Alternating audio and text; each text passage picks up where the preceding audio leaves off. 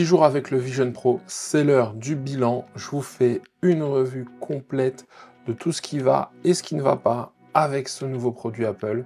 Et on voit ça après l'intro.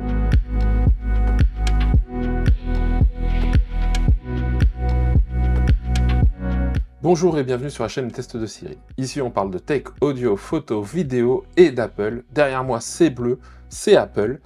Et aujourd'hui, je vais vous faire la revue de 10 jours de ce produit. Dans la vidéo précédente, je vous proposais un unboxing, le premier ressenti, etc.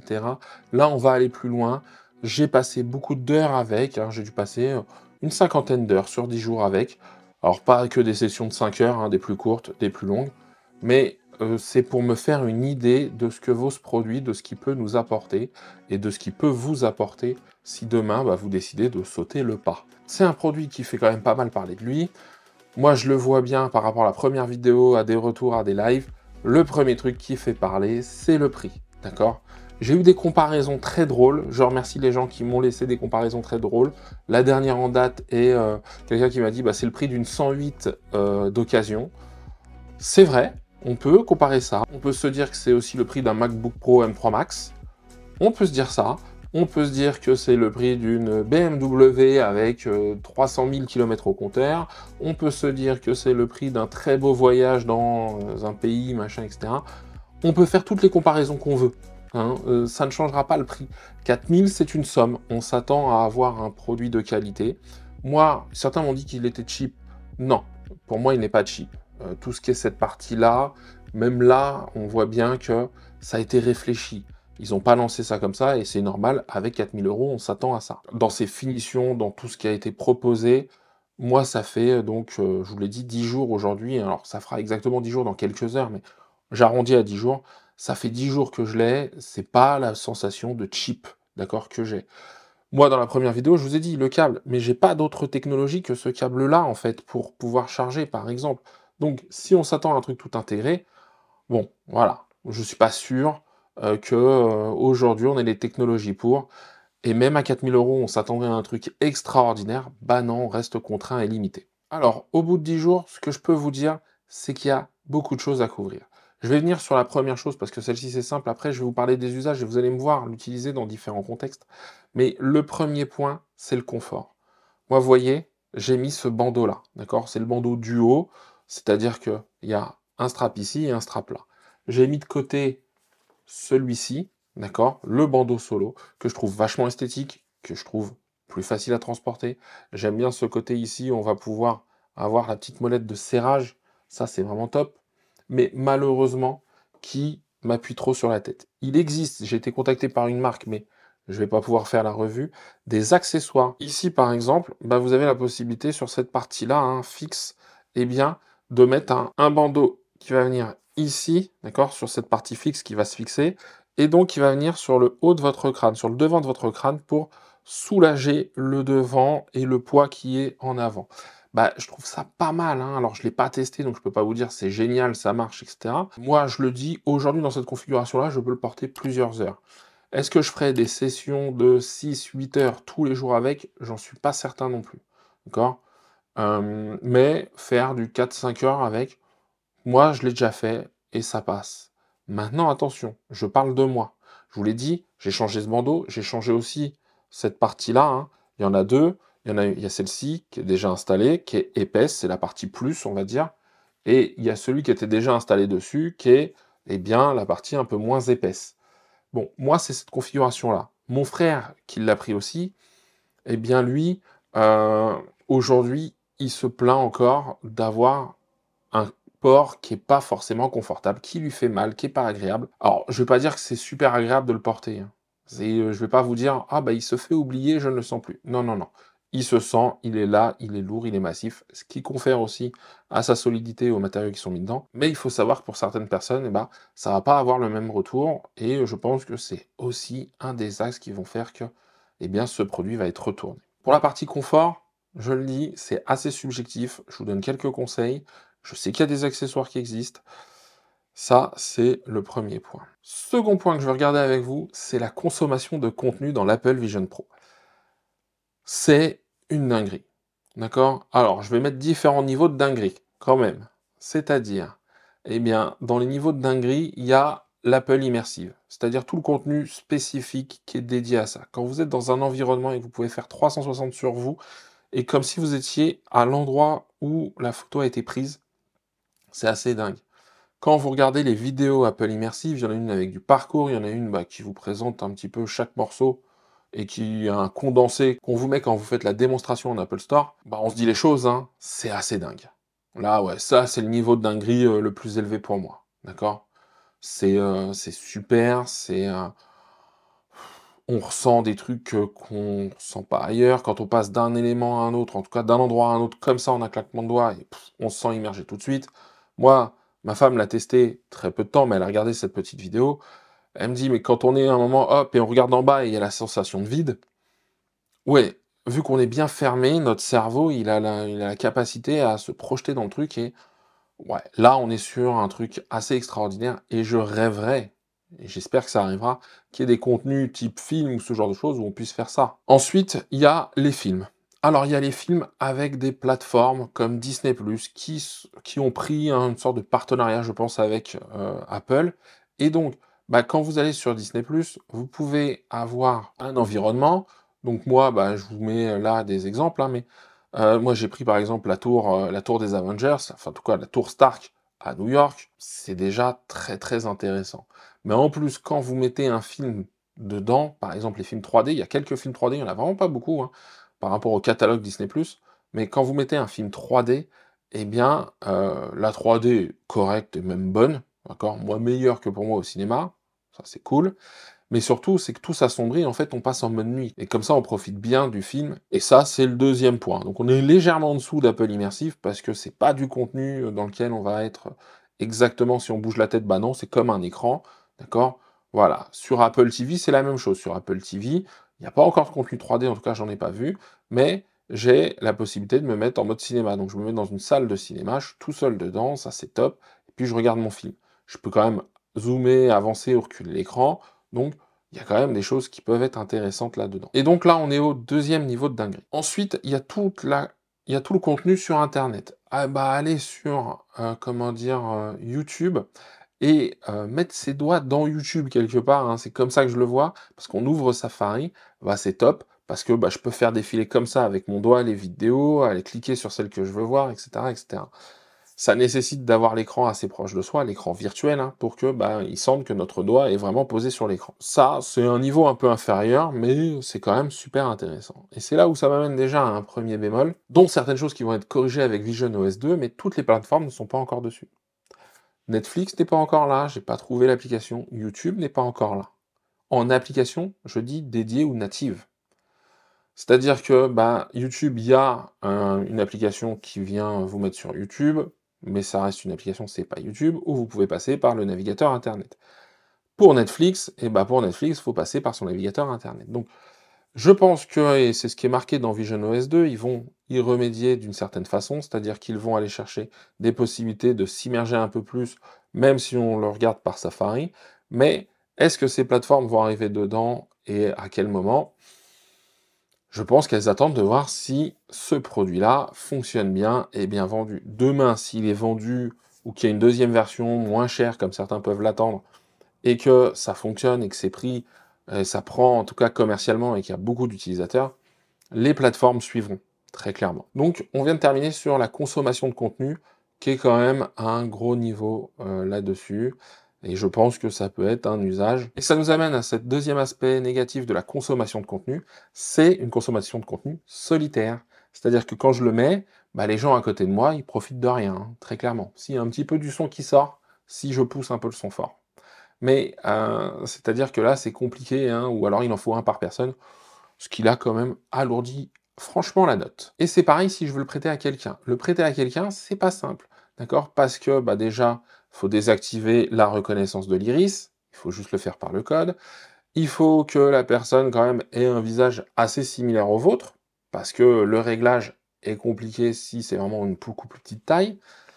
Donc il y a pas mal de choses. Maintenant, il semblerait que sur Vision OS 2, il y ait quand même la possibilité de le prêter plus facilement à quelqu'un qui voudrait le tester. Mais je pense pas que ce soit extraordinaire pour toutes les choses que je viens de vous citer juste avant. Autre point que je veux aborder avec vous, le gaming et les apps. Alors, le gaming et les apps, il y a plusieurs choses à dire dessus. Au niveau gaming, il y a des petits gaming quand même sympas. C'est un casque de réalité augmentée, virtuelle, vous mettez le mot que vous voulez. Même si chez Apple, ils veulent dire ordinateur spatial. Mais ça, d'après moi, on n'y est pas encore. J'en parlerai certainement dans la conclusion. Au niveau du gaming, donc, bah, j'ai trouvé des petites apps sympas de jeux, hein, très clairement. Un petit kart, une sorte de Mario Kart un peu rebrandé. Il y a des jeux tout bêtes. J'ai fait une bataille navale avec mon frère qui a le sien aussi. Donc là, on est dans un univers 3D. Ouais, ça fait son effet, d'accord, de jouer à ça. On a fait des jeux classiques comme on a joué aux dames. Voilà. Alors après, bien évidemment, pour une bataille navale et pour jouer aux dames, ça fait cher, hein, le jeu, on est bien d'accord. Mais c'est une possibilité et malheureusement, il faut avoir quelqu'un qui en face a le casque et là, tout de suite, c'est plus pareil. Et c'est là où je pense que dans le gaming, il y en a encore qui vont arriver, c'est encore assez léger, on va se dire les choses. Ça, j'en parlerai plus dans la conclusion. Mais si on imagine un futur, où là, et je reviens sur un jeu que j'aime bien, moi c'est Call of Duty, mais imaginons on rentre dans le jeu. C'est-à-dire que là, je mets le casque, d'accord, et je suis immergé dans le jeu. C'est-à-dire que si je tourne à gauche ou à droite, eh bien j'ai la tête ou mon corps qui tourne à gauche et à droite. Et donc, si je regarde en bas, je vois ce qui se passe en bas, si je regarde en haut, faites que des mouvements que je devrais faire par exemple avec une souris ou avec un stick de la manette. Mais si là, tout était directement implémenté là-dedans, une immersion bien plus grande. Alors je vais être très clair, hein, ce sont déjà des jeux qui ne sont pas implémentés sur les ordinateurs Mac, ça m'étonnerait qu'ils soient tout de suite implémentés sur l'Apple Vision Pro. Mais rêvons un petit peu, allons un peu plus loin, regardons peut-être que sur une V2, V3, V4 de ce casque, eh bien on aura des choses comme ça et ce serait génial. Imaginez des jeux de rôle ou ce genre de choses, ou des jeux de roleplay type Assassin's Creed, où vous êtes immergé totalement, vous êtes plus sur un écran plat devant vous, mais vous êtes en train de tourner et profiter de la beauté de tous les paysages qui peuvent être dans ce type de jeu. Faut reconnaître que ça donne un peu envie, en tout cas moi, ça me donne un peu, voire beaucoup envie. Ensuite, au niveau des apps. Alors, au niveau des apps, après je parlerai de travail et productivité, mais pour l'instant j'arrive sur les apps où je vais plus parler de ludique, d'accord? Des apps pour passer le temps, ce genre de choses. Alors, il y a des choses très intéressantes, il y a des choses qu'on peut retrouver sur ordinateur, je parle de, par exemple, un mix de DJ, ce genre de choses, où bah, il y a la platine et je peux scratcher sur la platine, ça m'a fait sourire de pouvoir le faire. Il y a une app que j'ai testée pour regarder les vols en fonction des aéroports. Vous savez, il y avait sur nos smartphones Flight Radar. Et bien là, il y en a une où vous avez une carte 3D et vous voyez les avions évoluer en 3D au-dessus de la carte pour ceux qui décollent et qui atterrissent. Et vous pouvez choisir un peu de choses près tous les aéroports. J'ai trouvé ça très fun parce que cette immersion, encore une fois, elle est intéressante. Donc, il y a de quoi faire. Sur les apps, moi, qui m'ont le plus, entre guillemets, «ébloui» et qui prennent un truc, vraiment intéressant, ce sont les apps de dessin. Là, je vous en montre une où faut quand même reconnaître que déjà, bah, je peux écrire n'importe où je veux dans l'espace et ça tient compte, encore une fois, de la 3D, c'est-à-dire que je suis pas juste en train d'écrire un plat, je suis aussi, si je tourne moi, comment je suis, comment je regarde, eh bien, je vois un petit peu, bah, de la 3D là-dedans. Donc il y a en fait un élément supplémentaire, c'est la profondeur que j'ai pas sur la 2D. Et il y a ce côté aussi très Iron Man, en tout cas Tony Stark, où bah, si je prends ma main gauche et que je regarde ma paume et que je tends la paume, j'ai tout un panneau de contrôle qui apparaît. Dès que je referme, bah, le panneau de contrôle disparaît. Là, typiquement, j'ai l'impression de me trouver dans un film, hein. Et donc, bah, on peut encore imaginer que dans 10-15 ans, pour des ingénieurs, des personnes comme ça, des personnes qui vont faire de la conception, je pense à, par exemple, des personnes qui font de la conception de produits en 3D ou des schémas ou comment dire? Les fichiers pour permettre de les mettre sur des imprimantes 3D. Bah, ça, typiquement, ça me paraît être game changer. Alors peut-être que ça existe déjà, maintenant on le fait très bien avec les logiciels sur l'ordinateur, mais est-ce que ça apporterait pas une autre dimension? C'est à regarder. Ensuite, il y a un autre aspect dont je veux parler, c'est le travail. Alors sur le travail, là, je suis un peu plus, mitigé, d'accord? Donc je retrouve les applications classiques, on va parler d'applications telles que Pages, Numbers ou Keynote et l'équivalent Microsoft, on les retrouve dessus. Ça fonctionne, c'est là. Moi, j'ai aussi mon, logiciel de carte heuristique, d'accord? Donc, de mind map, je trouve ça très intéressant, mais au final, le clavier virtuel, ah, j'ai un peu encore de mal avec. Et utiliser un clavier, bah ça j'en parlerai un petit peu dans les points négatifs, parce qu'il y a des choses qui ne me conviennent pas encore tout à fait. Au point de vue travail toujours, je peux reproduire l'écran de mon Mac à l'intérieur, donc, de l'Apple Vision Pro. Alors, dans Vision OS 2, il va y avoir une amélioration, c'est-à-dire que là, bah, je peux avoir un espace de travail qui est certes intéressant, mais je le trouve encore un peu limité. Ils vont proposer d'être en extra large et limite incurvé, c'est-à-dire que là, on va avoir des grands écrans et on va pouvoir mettre une multitude de fenêtres dessus. J'aurais bien aimé le voir, ça se fera pas tout de suite, mais ça aurait été intéressant de voir ça. Mais il y a encore des petits bugs. Je prends moi par exemple, je prends ma souris, je vois mon curseur de la souris, pas de souci, mais quand je vais dans la barre en haut, la barre du Finder avec fichiers, etc., eh bien, mon curseur disparaît, je n'arrive pas à cliquer. Et ça, c'est vraiment dommage parce que bah là, forcément, je me retrouve bloqué et même c'est très frustrant. Autant le dock en bas, tout fonctionne bien, autant en haut, bah je comprends pas pourquoi j'arrive pas à aller sur certaines choses. Est-ce que moi qui l'ai mal fait fonctionner, j'ai pas le sentiment. Et puis encore une fois, c'est des produits Apple, ça devrait être fluide. Là, pour moi, ça l'a pas été. Donc ça fait partie des petits couacs. Maintenant, aller sur Google, faire défiler comme ça, aller sur un site internet, cliquer sur les menus, etc., on a une immersion qui est assez folle et qui me plaît énormément parce qu'on voit vraiment les choses en détail. Moi, j'ai fait tourner un site internet que je suis en train de monter pour ma partie pro. Et bah, j'étais, agréablement surpris. Alors ce qui est cool aussi, c'est que si vous êtes multitâche et cetera, vous pouvez avoir votre écran de Mac dans un coin, vous pouvez ouvrir différentes fenêtres de Safari, si vous travaillez beaucoup sur, comment dire? Sur internet, avec aussi des restrictions. C'est-à-dire que pour l'instant, bah, j'ai pas vu Chrome être sur le casque. Donc c'est dommage parce que si on voudrait choisir son navigateur, avec tous les avantages que tel navigateur a par rapport à un autre, ça aurait pu être un gros plus. Et ça m'amène à un défaut, en tout cas à un truc que j'aimerais qu'il soit corrigé, qui va être en partie corrigé, je pense, dans Vision OS 2, en tout cas de ce que j'ai vu, mais pas totalement.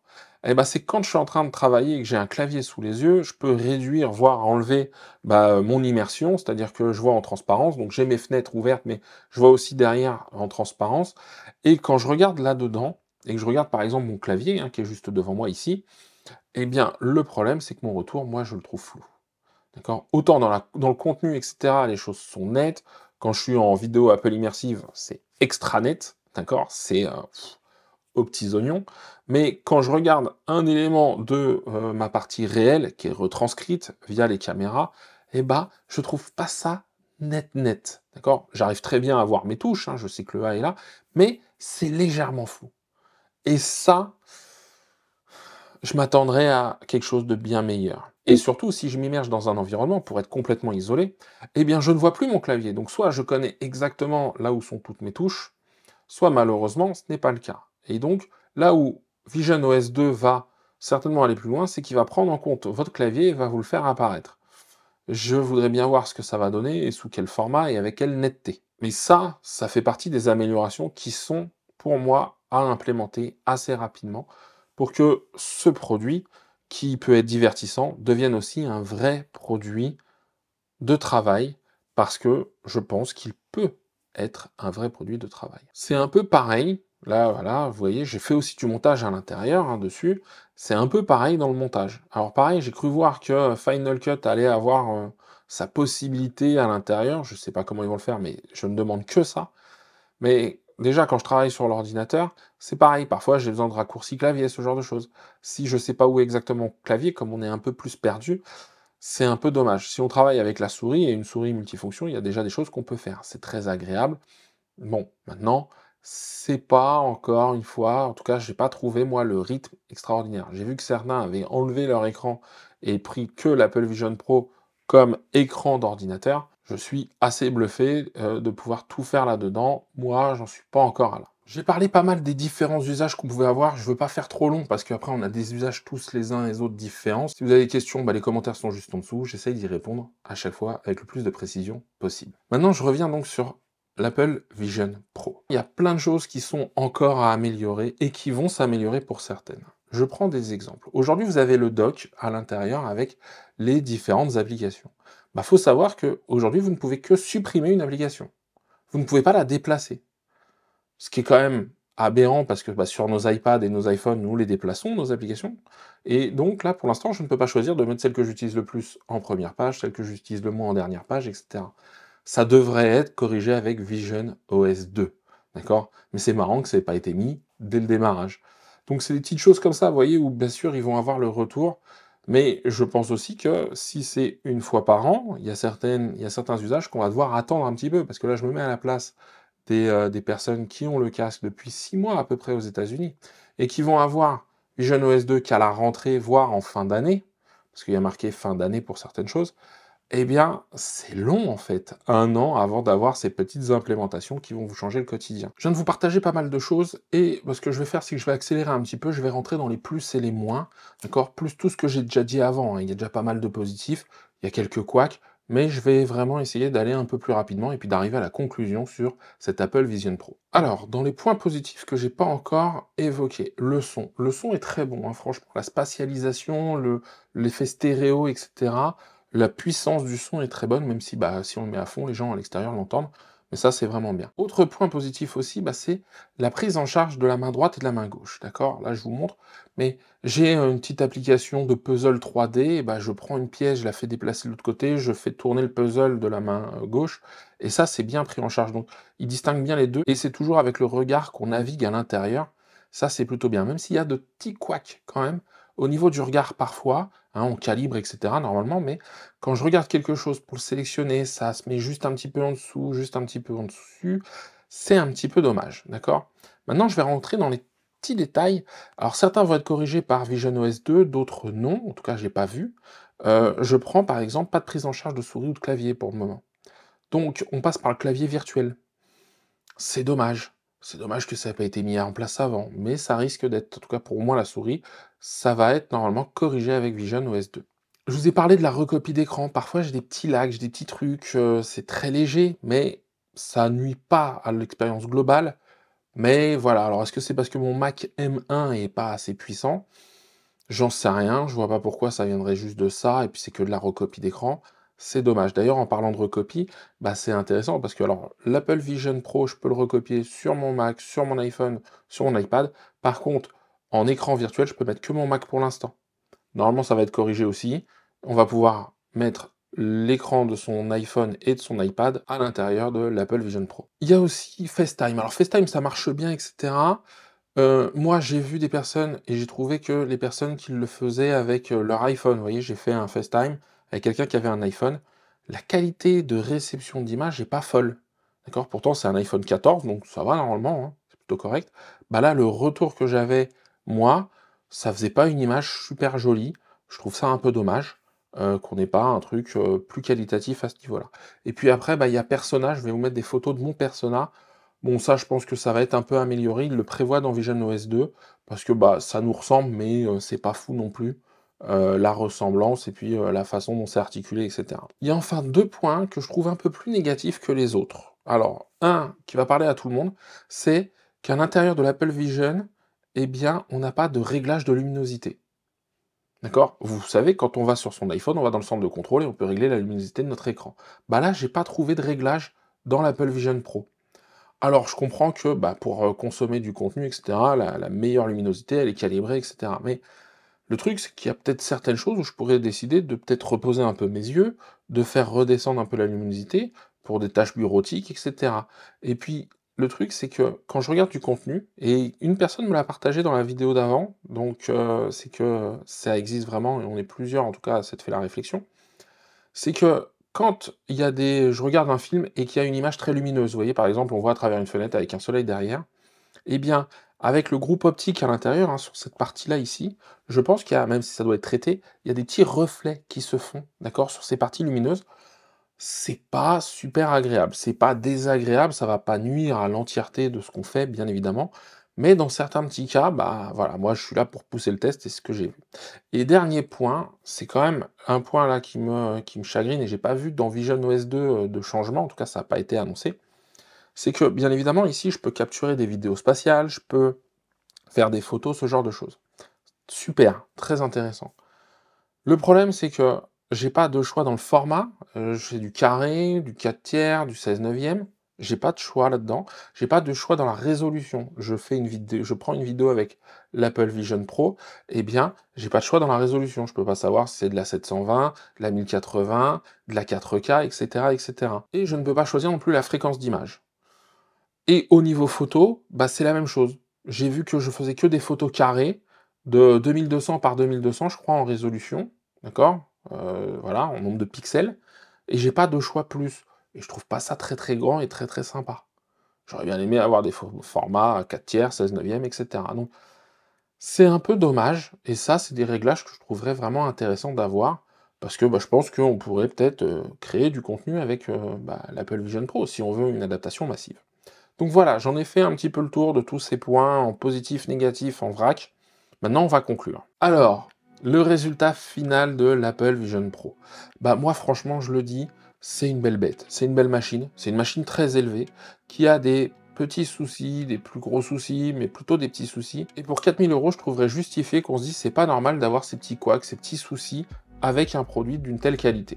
Ça, je suis d'accord. Mais si on regarde un petit peu, bah c'est la première version, d'accord? Je le dis, j'espère et que ça marche pour Apple, en tout cas que ça arrive à des niveaux qui satisfont Apple. Pourquoi?